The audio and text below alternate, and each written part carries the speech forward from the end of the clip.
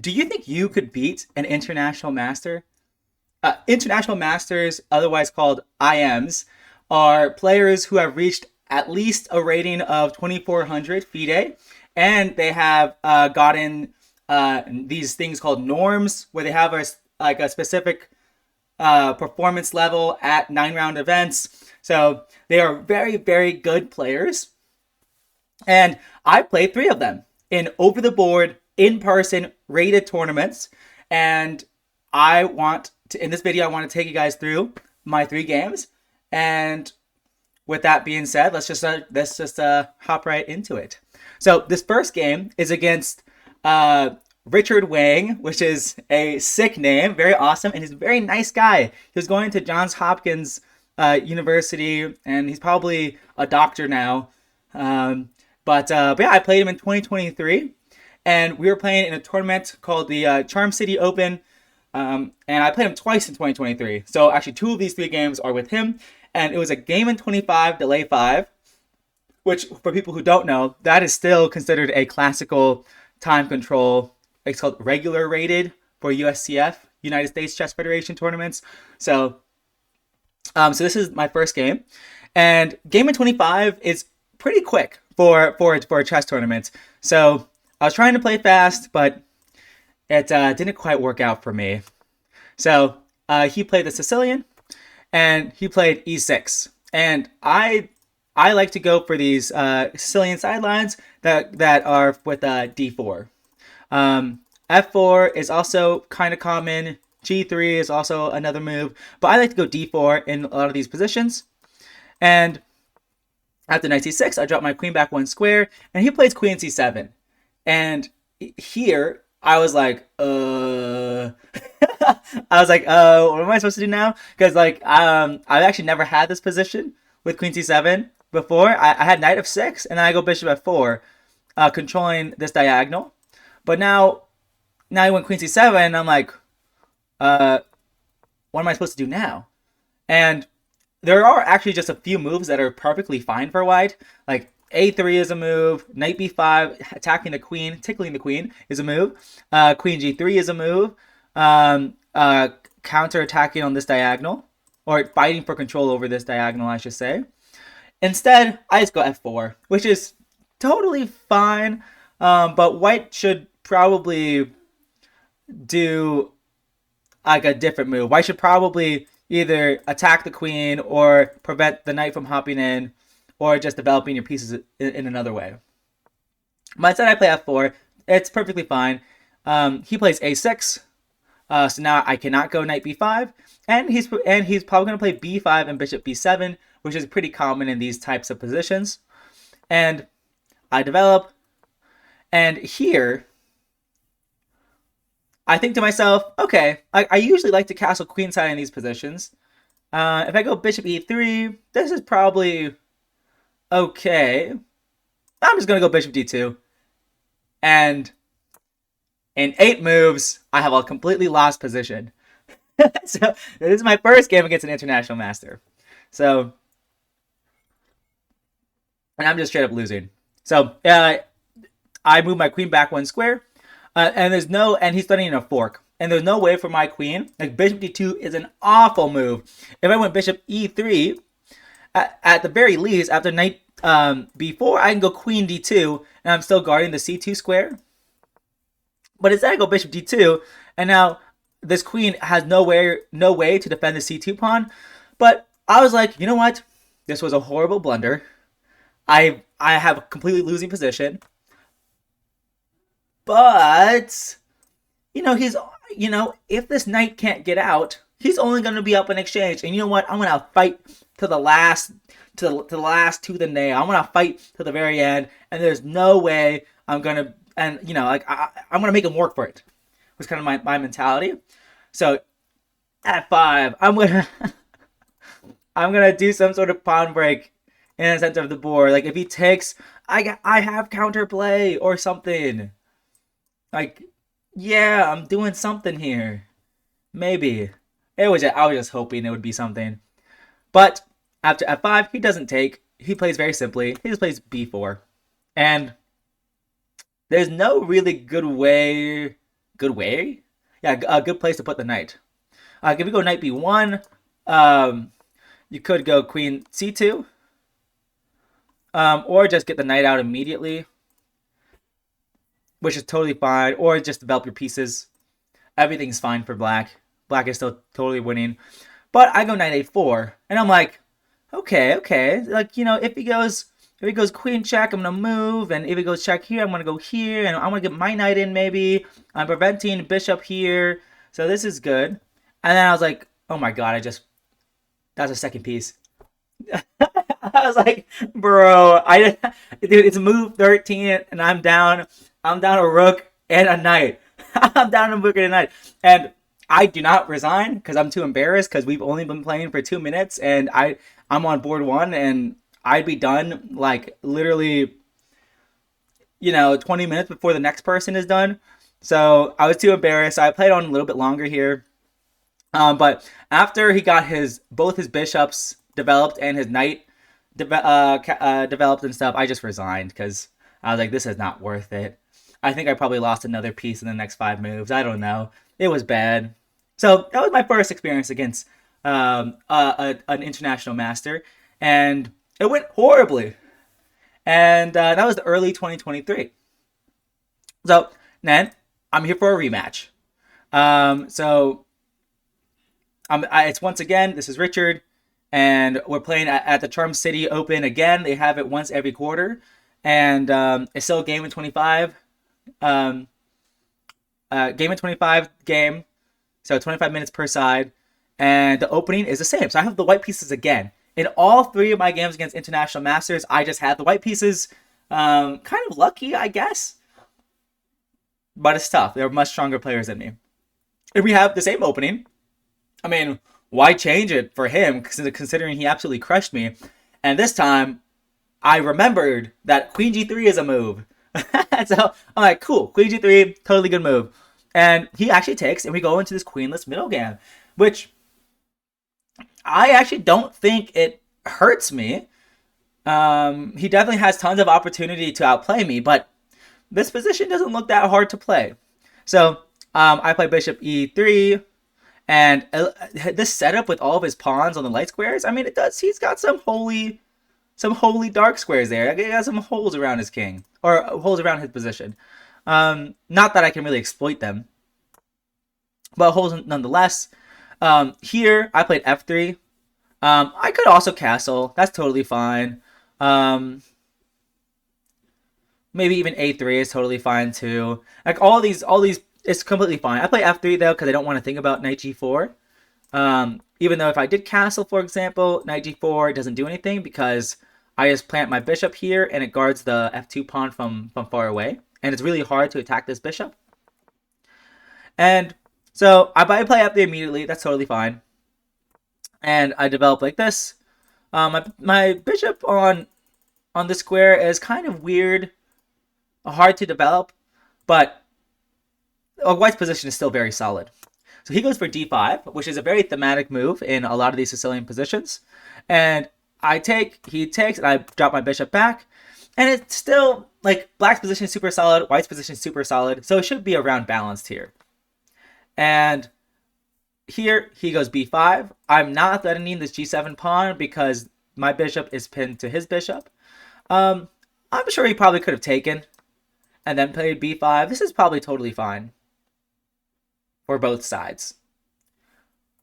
But instead, he just plays b5 first, and I castle, and now this g7 pawn is actually hanging, and he decides to just defend it with f6. He could have castled, but maybe he didn't like the idea. I don't know. It looks completely fine. I guess my rook is staring into the pawn already, but it's probably not easy for white to generate an attack on this king on the king side, since queens are off the board. So he probably could have just castled. But he played f6, which is totally good too. And I take, and I play knight c3.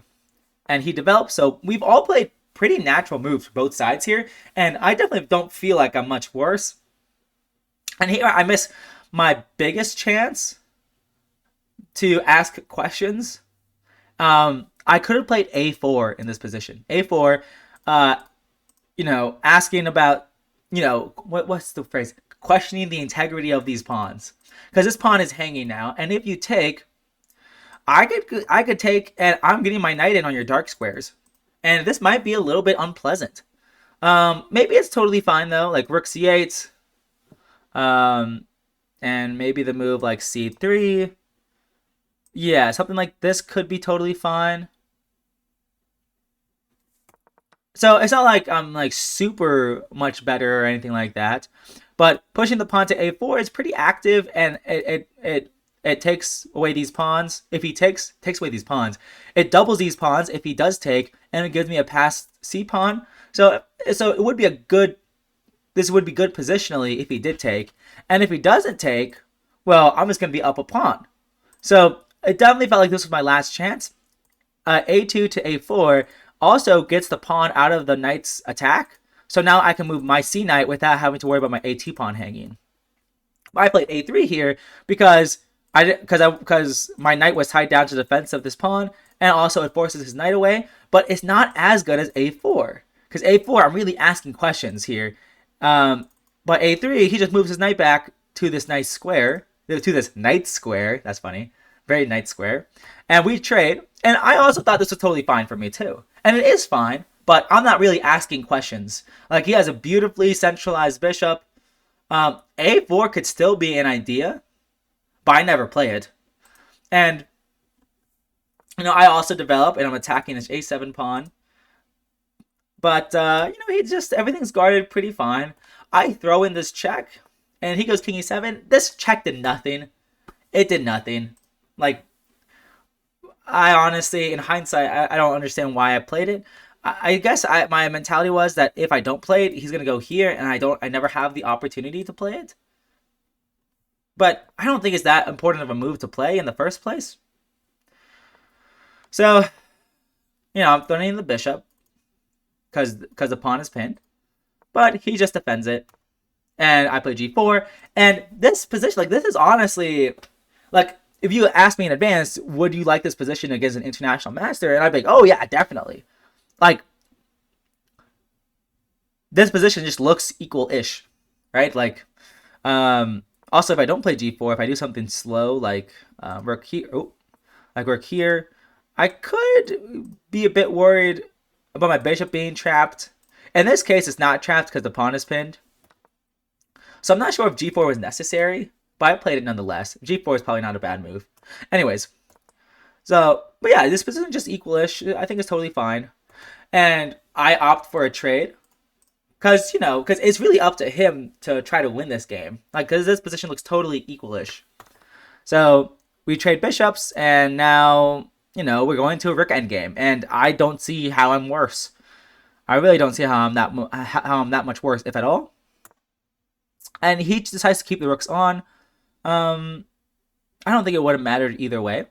So one thing to think about, though, is that if he did trade rooks and put his other rook on the open file, the fact that there's only one pair of rooks, it negates the power of one rook. So when the king is centralized, when a king controlling the open file matters a lot when there's only one pair, when the opponent only has one rook. Because if there's two rooks, then the two rooks could infiltrate. But if it's only one rook, then a sole king can defend an open file kind of well. So I don't think white has any issues here. So that's why he keeps rooks on. I think that's why. I haven't asked him. But now I have complete control of the open file, so I felt pretty good. And I go rook d6. I honestly have no idea why I played rook d6. This does not look that great. I mean, it doesn't look that bad either, but I have no threats. I guess I wanted to go rook b6, and he threatens my pawn. And so now I can't go rook b6, or else he takes with check. And this is where I really screw it up. Like, up to now, I played pretty natural moves and had, a fine position. Here, I really screw it up. One of the best ways to play, because basically, he's asking questions about my position. If I play c3, b4 happens. And if I take, I just thought, oh my gosh, I'm going to lose this pawn. right? Like I'm gonna lose this pawn. Like if I go here and he takes, I was like, oh man, I'm gonna be down a pawn. I don't think I calculated this far, but I knew I'd be down a pawn. But the thing is, look at where the pawns are. The pawns are on the same side of the board, so this should be a draw. This should be a draw actually, because all the pawns are on the same side of the board. He would still push, and he would probably still win this. But you know, my chances aren't horrible, so I saw that I would be down a pawn that way. And I could also just play this move. This move is also totally fine. I'm defending everything. Like it's not horrible. But I managed to play the worst move in this position, which is rook 1d2. Because he takes anyways. And I was like, oh my god, I can't believe this, dude. Why did I do this? So, for example, if I take, he takes, I take, he takes, and hey, he has an extra pawn. But so this king and pawn ending should be very, very much lost for white. So I'm just straight down a pawn. Like I just blundered a pawn with that move. There's actually a really interesting dynamic way to give up the pawn. We just go king b1. Now this is really cool because if you do take, that means I check, and if you go king e8, I'm gonna take on g7. And if you go king f8, defending your g7 pawn, I'm going to double up my rooks on your 7th rank. And if you take a second pawn, I'm just going to do this. And this should just... White has sufficient counterplay despite being down 2 pawns. White has, like, with these 2 rooks on the 7th like this, unopposed, this... White's totally fine here. And black cannot counter with their own 2 rooks because it's checkmate. After rook blocks and checkmate. So that's a very dynamic way to like I think I'm overusing that word. It's so king b1 is a way to tactically defend the pawn and give yourself enough counterplay. But instead of that, I make the horrible blunder, rook d2, just being down a pawn straight up, so bad. And I go king b1, and I'm like, okay, I'm only down a pawn. I can do this. This is fine. We trade 1 pair of rooks. I go rook d4. I'm not really sure what else to do as white. I could start pushing these pawns. That might be okay. Yeah, maybe that's an alternative. But I'm just making moves at this point. And he offers a trade. Of course, I'm down a pawn, and the rook and pawns ending should be completely lost. And here, I go rook back 1. So if he takes, I go here, and he's still winning. He's definitely still winning, but at least I have something to play for, right? Like at least I'll get a pawn on the other side of the board. He's so patient though. He doesn't take. He goes king here. So now if I go rook b3, he goes king c5, and I'm not winning this pawn. If I go check, I mean he's still bringing his king in. Like this is so very, very patient play by him. So he brings over his king first. That gives me a chance to push my own pawn. And I'm just playing moves. I know I'm much worse. I'm like b4. And my idea is, hey, I'm going to win this pawn at the very least. But at what cost? I forgot why. Oh, I think it's because rook b5, then rook here. No, this isn't it. Oh, whoops. Although, it does look relatively... No. White loses. Or black loses, I mean. Oh, yeah. I don't remember why I played king c2, but I played it. And he's attacking both of these pawns now, so I take it. And I'm like, I have one chance. And that's if I can promote this pawn to a queen, then I have a chance for a perpetual. And I'm losing. You know, he has 4 pawns, I have 1. So I'm just going to play it for a perpetual. So we're just making moves. Making moves. Pushing my pawn. He's pushing his pawn. He promotes to a queen. And the way he finishes this game is very nice. It's very, very nice. After rook check,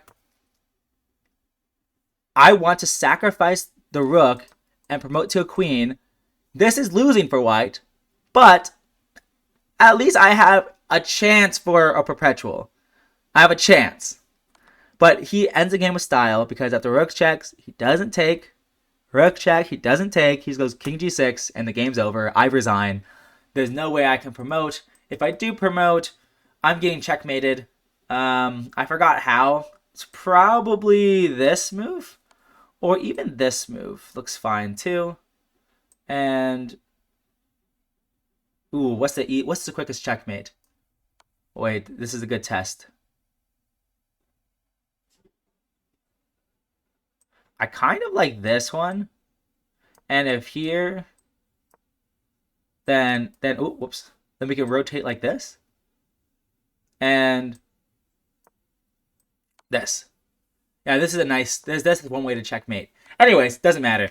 So I lose the game, and that hurt a lot more. Actually, I don't know which hurt more. Me having a completely lost position on move 8 in the first game, or having an equal game into the end game and then just blundering it all in one move.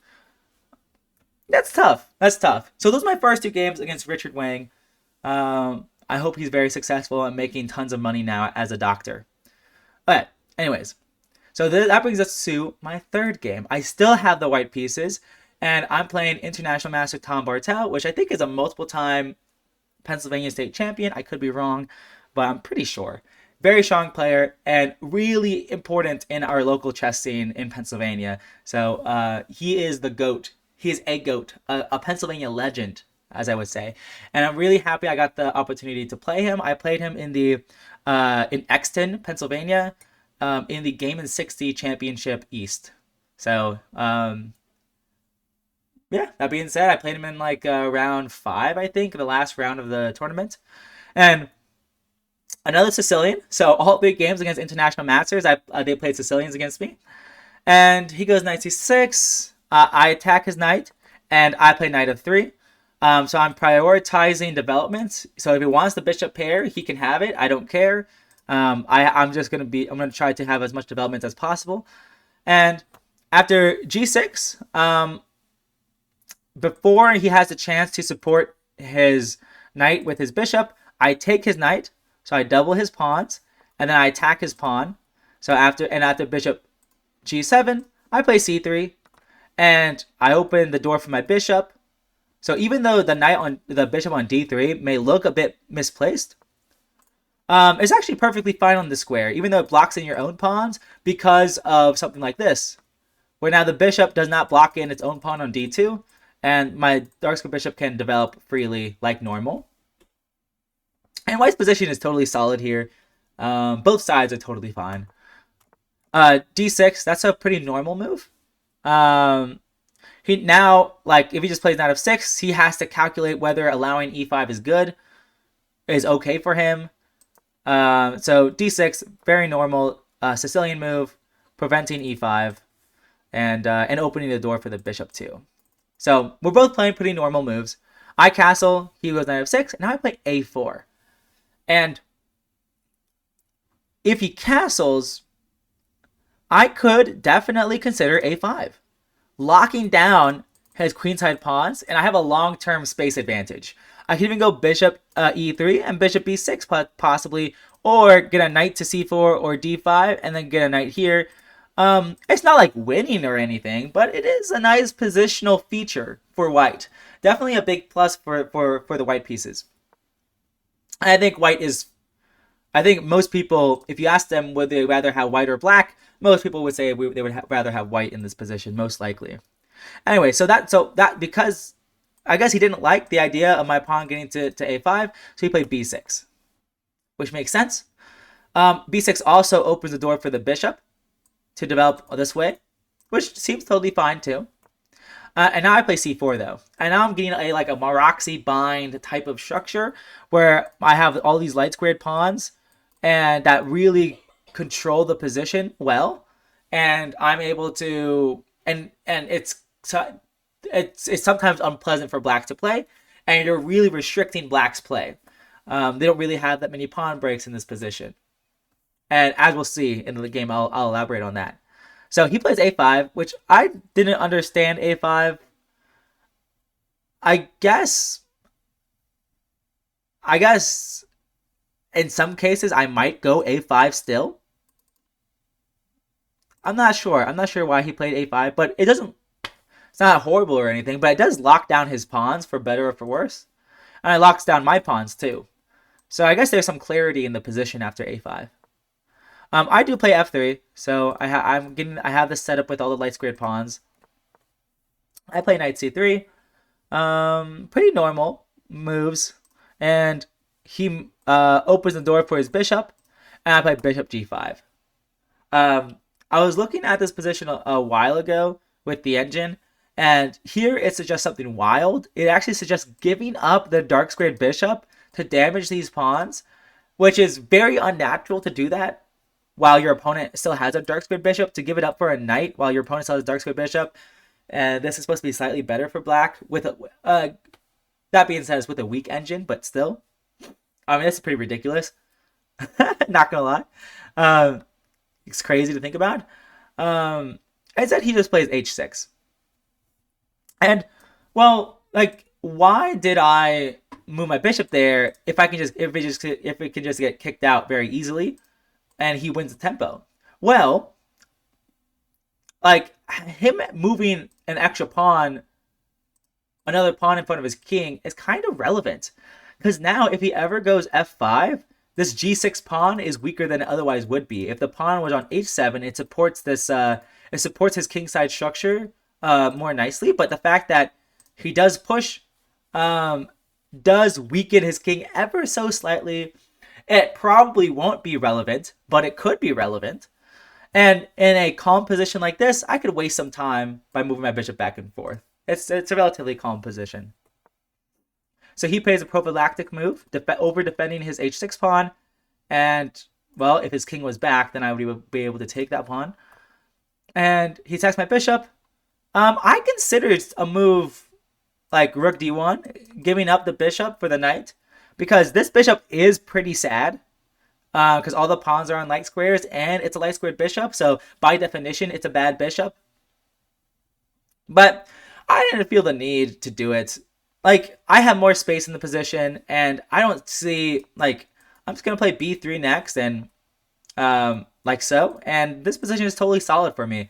This knight is good, this bishop is bad, but, you know, I still have a very pleasant position, and this is totally fine for me. So, that was my thought process. He plays queen c7. I considered knight d5. I just wasn't sure what I was doing. I was like, what? Does that knight belong there? So suddenly I'm asking myself, where do my pieces belong? Like, what am I doing? Like, where do my pieces belong? So I decide that maybe my knight on d4 is pretty good. Maybe on d4 it controls b5, c6, and these other light squares kind of well. So maybe my knight belongs there.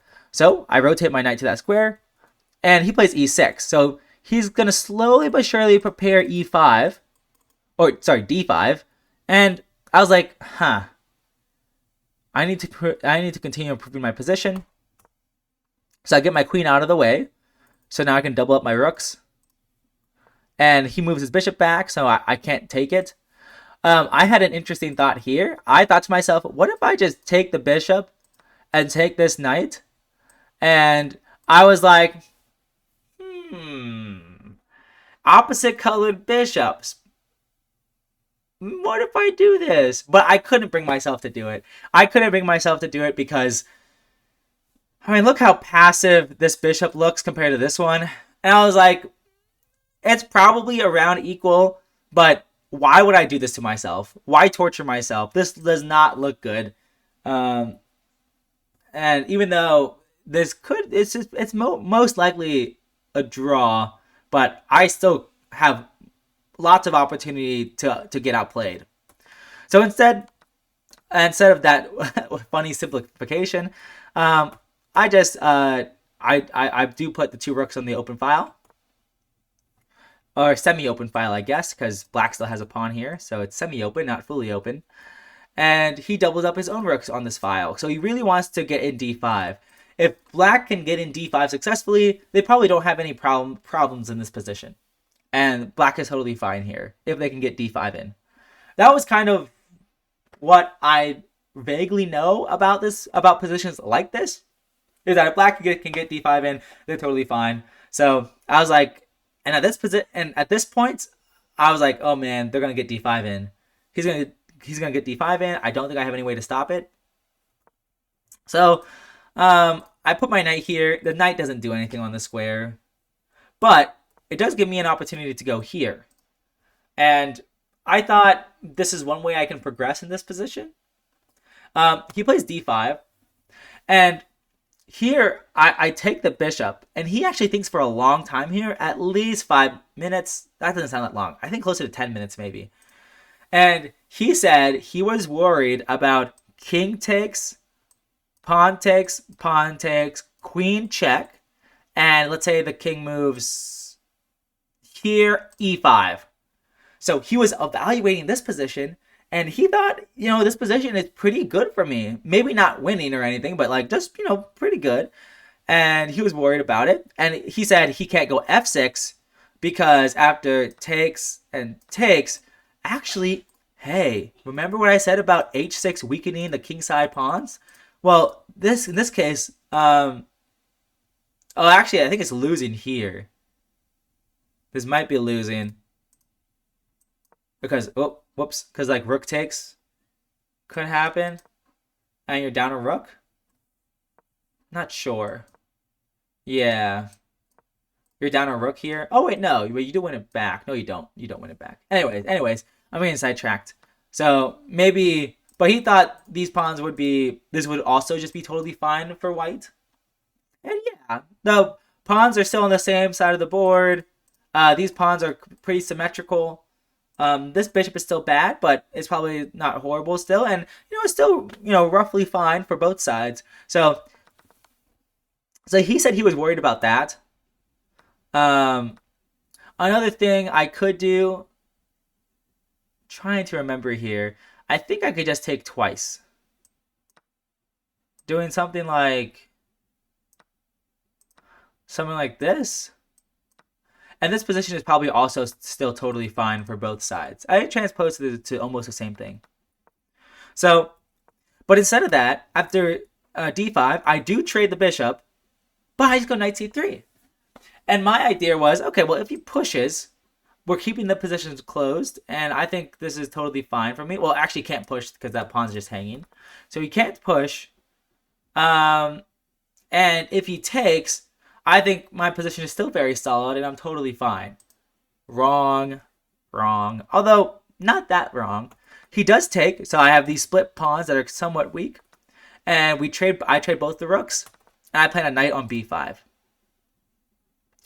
Because right now, the pawn is hanging. So I defend the knight. I defend this pawn by planting the knight in front of it. And he does actually take. And I thought in this position, okay, he has a good knight. I have a bad bishop, but there's no immediate way to break through, and I should be okay probably. So he plays e5, and he could probably rotate his knight this way. Maybe he could put his queen here and try to infiltrate, and he does that. I go king f1, and which in hindsight is kind of dumb because I'm opening up my king to attacks. But I thought to myself, if I can get my king to e1 or e2, it guards this open file pretty well, and it frees my queen to go elsewhere. Because right now, my queen is stuck defending some of the infiltration squares. My queen and bishop are defending these 3 infiltration squares. So I thought king f1 made sense. But after queen e6, I'm like, oh, wait. Okay, queen a2 is a threat. Queen a2 is a threat. If I go... If he's going to attack this pawn twice, it's going to be really hard for me to defend. So I thought about a couple of ways to do it. One way to play is go queen d2, taking the open file since the black queen is no longer on it. And if queen a2, you just go queen d1 and you're defending everything. And your position is solid enough for now. And he's going to have to find a way to win this position. Instead, well, I did play that. I did play queen d2. But the thing is, he doesn't go queen a2. He doesn't go queen a2. He just takes the pawn. And I was like, oh my god, that's so stupid. I was like, oh my god, that's so bad. I was like, you gotta be kidding me. Because if I take, hello, Checkerunos, and let's say king up here, and he's gonna have he has an outside pass pawn, and this pawn is weak. Like for example, maybe this. No. Let's assume this. Yeah, yeah, yeah. White is losing this game. So instead of that, instead of taking the knight, I just go queen d5. I said to myself, you know what? Firstly I was dejected because I just like I'm gonna lose this game. But I was like, you know what? Maybe my best chance for a draw is to trade the queens, and we'll go bishop versus knight ending, where his knight is still definitely better than my bishop, but whatever. So he attacks my pawns. What I should do is go d6, and he cannot take this pawn because of d7, and I promote. So he would have had to go, after d6, he would have had to go king back. So now his king is in time to stop the pawn. And then I can defend my own pawn, but it's probably still losing, but at least I can pretend that I'm alive. Instead of that, though, I just defend one pawn, I lose it, and I resign. Because he's going to win this king and pawn ending with up 2 pawns, no issue. So, yep, that's my final game. And it feels like I've been doing progressively better. So this game against Tom Bartel, I played it in 2024, October 2024, so almost a year after my game against Richard Wang. And so I definitely feel like I played better, for sure. I'm playing better. I'm not losing on move 8, but I'm still very, very far from it. Saying far from getting a good result is probably not accurate. I mean, I was really close against Richard in that rook ending, but it's just these last tactical shots. Most likely in this ending, if I didn't blunder the pawn, like I think one other way. Let me try to think about another way to defend the pawn here. Queen e2, yes, queen e2, and now queen a2, queen d1. I'm still probably gonna lose this. Like probably. Like this knight is too good. Like maybe knight e6 and knight d4 is coming, and so like this knight is too good. So I'm still gonna go on to lose this game, but you know it would have been a much slower death. And I'm kind of sad I threw away this good position. Like I don't know why I just didn't take on d5. I could have just taken on d5 and it probably would have been fine. But you know I made a bad decision in the middle game. In this game, and I made a bad decision against Richard in the end game. So I've been making bad decisions against them. So, you know, I opened this video with like, do you think you could beat an international master? And you know, for me, I think I can. I'm not there yet. I'm definitely not there yet, but I think I can get a draw. So I think a draw is within reach, is within reason, and hopefully one day, when I'm not making dumb decisions, I can beat them. In the meantime, though, it's stewing over my losses now. So yeah, hope you guys learned a thing or two, and hopefully you too can beat an international master. I'll see you guys.